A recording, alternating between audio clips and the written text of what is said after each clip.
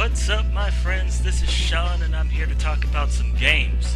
Now, instead of doing a video game analysis this time, I wanted to take an opportunity to talk about my favorite type of arcade-style game, the fighting game. Now, what you're looking at right now is just a handful of the games that I found a scene for, or I'm actively looking for a scene to play against other fighting game fans in an offline setting. So please excuse any bad gameplay you may find. Oh, and by the way, I hope you're enjoying this track from the Street Fighter 3 Third Strike soundtrack that I decided to pull from retirement. Now, anyway, fighting games, or most 2D fighting games more specifically, have an extremely niche audience.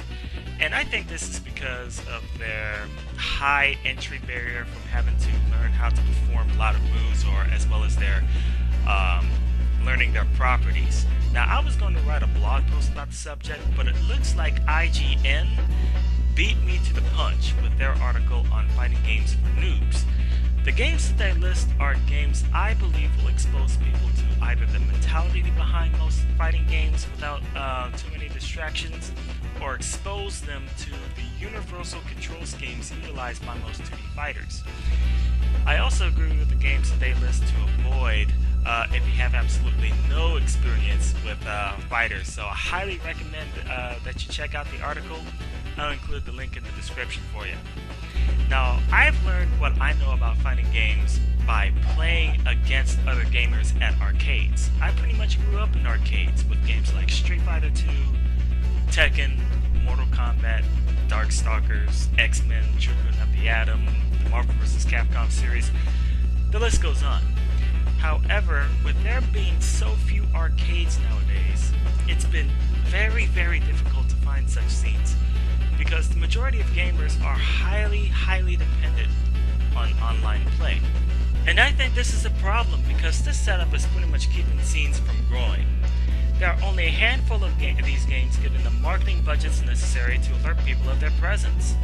A lot of these games nowadays live and breathe by word of mouth and the support of their respective communities. With this kind of setup, it's very unlikely that people who have absolutely no ties to these communities will know that these games even exist. Now, even though I may find difficulty finding these scenes myself, I still consider myself fortunate to be able to find people to play offline, whether it be at the job, at a friend's house that can accommodate for a lot of gamers, or at an arcade.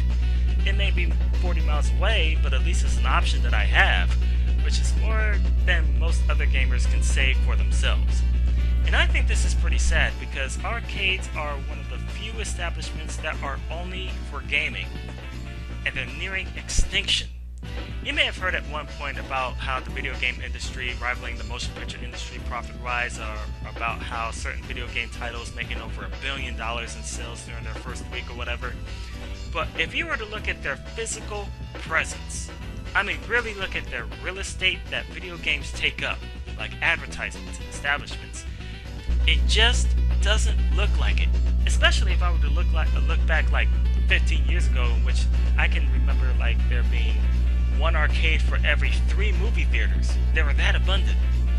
I want to see more stable establishments out there that can serve as meeting places for gamers, where games can get exposure and where communities can flourish.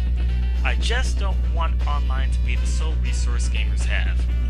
Now, I do have a blog entry that talks about how arcades can evolve to contribute to today's gaming market, and I invite you to check it out. Once again, I'll leave the link in the description, but to be quite honest, I want to hear from you.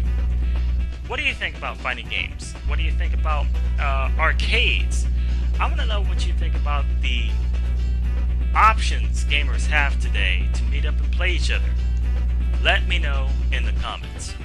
Alright, that's going to end it for today's session. I hope you got some hotness out of it, and if you did, find the subscribe button and click it. That's going to keep you updated on all of my future videos.